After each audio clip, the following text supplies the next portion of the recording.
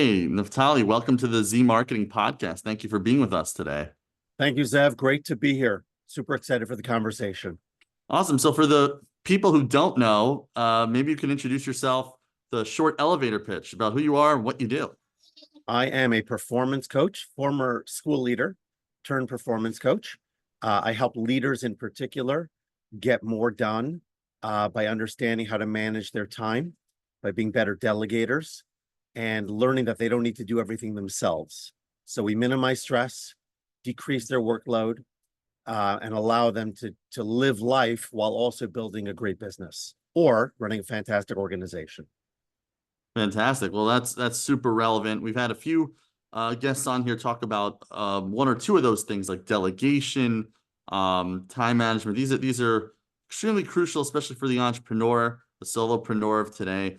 What are some productivity tips that you can share, and maybe some common challenges that you've come across? Well, I'll start with the second one. Probably the most common challenge is distractibility.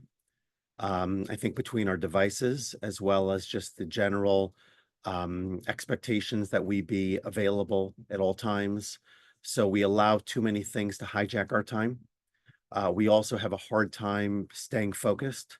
I remember this goes back well over a decade. There was an article in the Atlantic entitled Is Google Making Us Stupid? And it was focusing on the fact that we no longer know how to read extensively, to research properly. These skills got lost for many people with the advent of the web, and I think it's gotten a lot worse. So we're highly distractible. We're constantly looking for that latest ping, that latest dopamine hit. Simultaneously, well, I shouldn't say simultaneously. What I encourage people to do to manage their time, to take control of their time. Number one, not be so available. Don't allow notifications on your devices, at least during certain times where you need to be working. So you set your phone to do not disturb, you put it away. You really focus in on what needs to get done, and you set blocks of time where you can focus. Yes, you do the Pomodoro technique where the short breaks and all of that. But for the most part, you're focusing on getting something meaningful done, ideally in the morning, ideally at the beginning. So you want to win at the beginning of the day. The other tip I would say is to calendar anything that needs to get done. So instead of just leaving it on a to-do list where it may happen, it may not, put it on your calendar, block out that time. Don't let anyone else schedule anything over it. And you'll see you'll get a lot more done. Those are great tips. And I think you're absolutely right. It is those constant dings, it's those messages, emails, iPad, tablet, phone, TV, everything is just coming at you at once, and we're always on. You could be getting LinkedIn messages, WhatsApps, emails, Slacks, all days, all hours of the night. One thing I'd love to dig in. So, do you find that there are obviously certain things that are universal? Do you find though with your clients you work with, certain things might like work differently for different people? For example, some people might be, I'm a night person, I do my best work at night. Other people are early morning risers. What do you think? Do you think there's a lot of universals, or do you think there's a lot of variation depending on who you're working with? Well, there's always going to be variation, but I think there's certain universal principles that are relevant to all of us. I reference morning because most people do their best work in the morning, especially adults. When you're younger, teenagers in particular tend to be more the night owl variety.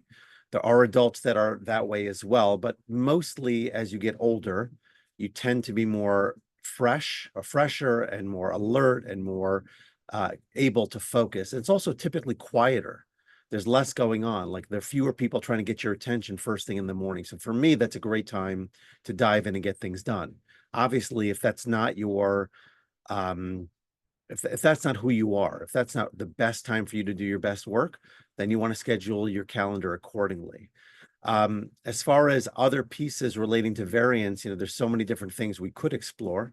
For example, the way we lead, the way we engage, the way we communicate. So these are not necessarily thought of as productivity topics, but if you're leading a team, for example, and you want everybody to be more productive, if the communication is not strong, then people are going to be unclear what they need to do. maybe they'll lose sight of what they need to do in terms of the timing of things, and they won't be as productive or as focused as they need to be. So by you understanding what kind of communication, what works for you doesn't necessarily work for other people. So you might, for example, love to hear things, right? To be told what to do, and therefore you assume everybody wants to be told as well. So you tell them, but many people want to be shown, or they want to have it modeled for them, or they want to have, some kind of other medium by which the information is shared. So being able to think outside of yourself, to vary your approaches, to find what's working and what isn't, that's also critical, both from a leadership standpoint and a productivity standpoint. Just in general, it's good practice. When you're trying to interact with people and get to know them, you work a networking room, for example, different techniques will work better for different people. You've got introverts and extroverts, right? The extroverts are going to want to talk to you probably in the center of the room where all the action is. The introverts are going to want to probably have a quiet conversation off to the side, because they feel comfortable and safer, and their battery isn't being drained as much in such a setting. So you have to know people, you have to understand yourself and how you're predispositioned and how you're wired, and then ask yourself, am I biased towards my own way of doing, my own way of thinking, my own way of interacting? And is that bias affecting in a negative way how my ultimate performance with whatever objectives I have, because I'm not creating enough awareness around what other people might be looking for in that conversation, work relationship, etc. Yeah, I think you're also revealing your educator background, because I think that's a crucial part, whether you're a coach, an educator, or a leader, is being empathetic to your constituents, essentially, your team members, and understanding, figuring out, being able to listen a lot, besides just communicating, but listening, seeing what works and what motivates, and how certain people.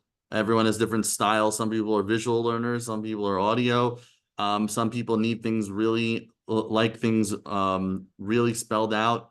Certain people style is more like you kind of give them the guidance, but they figure it out. Yeah.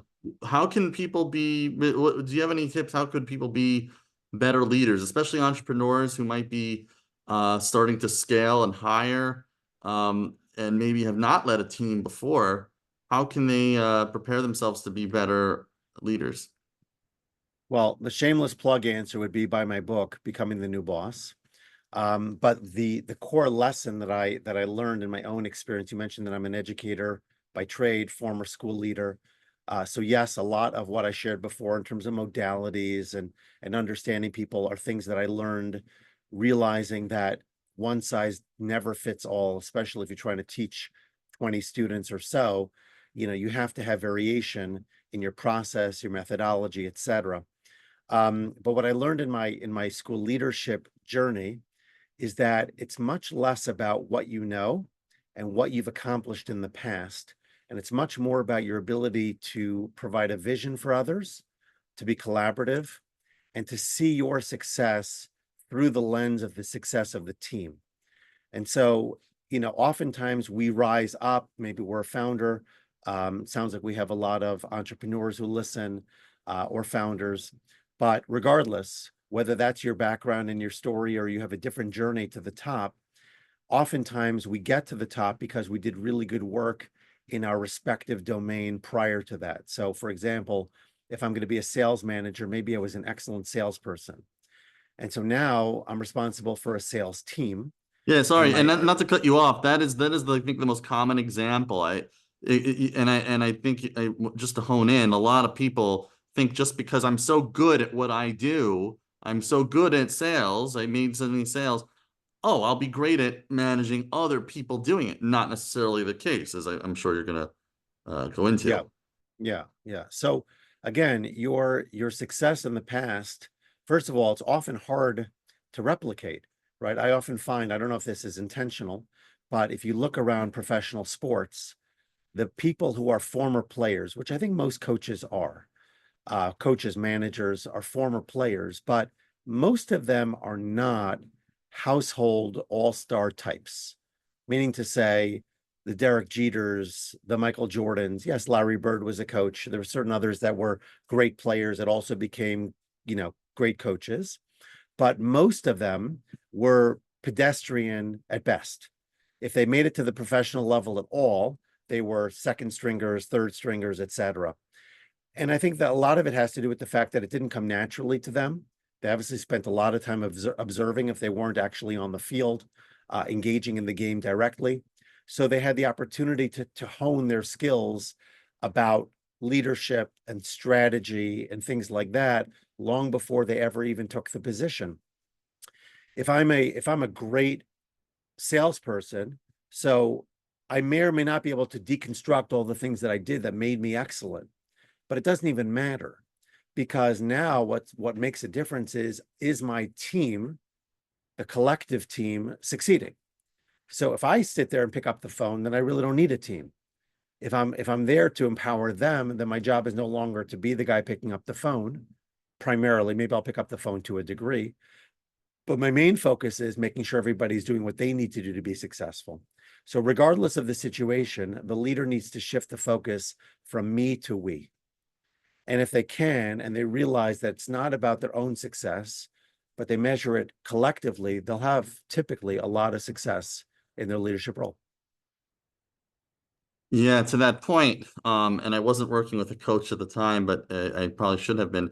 When I had my first hire, I saw how hard that was firsthand. It was like I have this process for social media marketing and different things I was doing, and it all made sense to me, you know. If I had ever wrote anything down, maybe it was a note here or there, but I don't even, most of it was just in my head.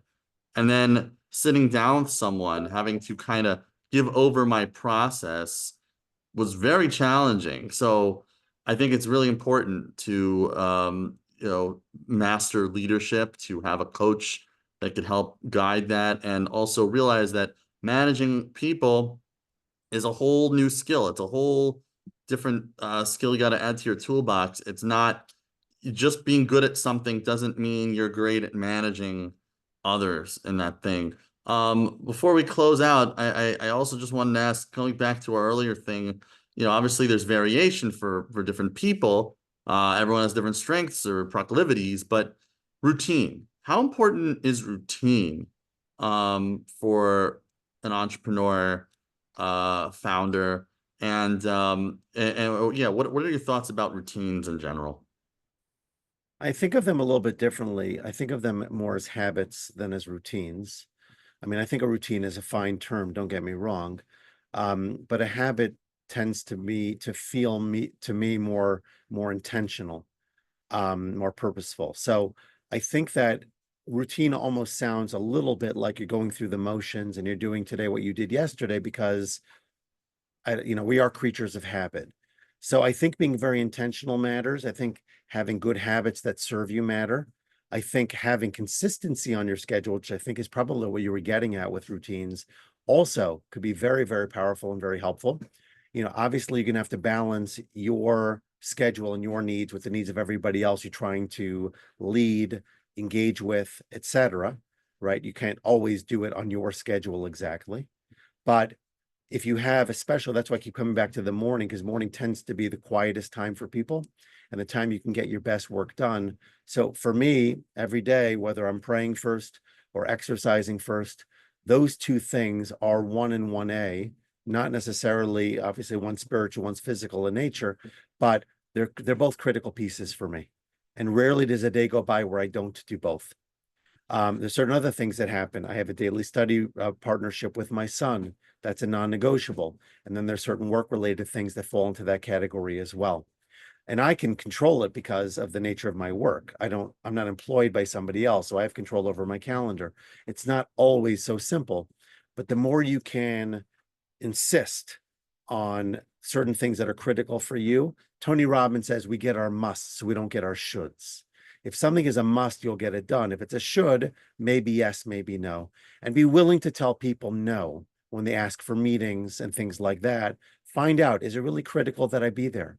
What's the agenda, right? Why are you inviting me?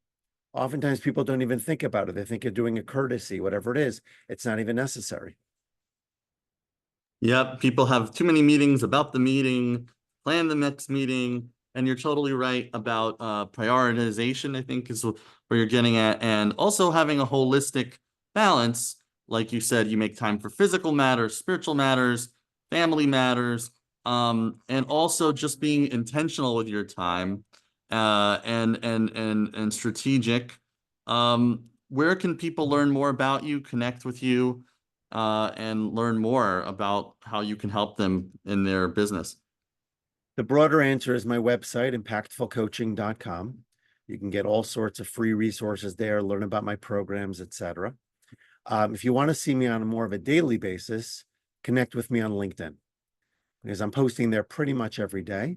I try to share informative and inspirational content, certainly a lot of things relating to the topics we've hit on today. Yeah, would love to engage with anyone who's interested. And if you do want to talk to me further about the coaching work that I do, the mastermind groups that I run, anything specific to productivity or other areas we've hit on, you'll find my contact information on the website and we'll go from there. Excellent. Thank you so much, Naphtali, for being here today, and I hope to have you on again sometime soon. You got it. Thanks, Ev.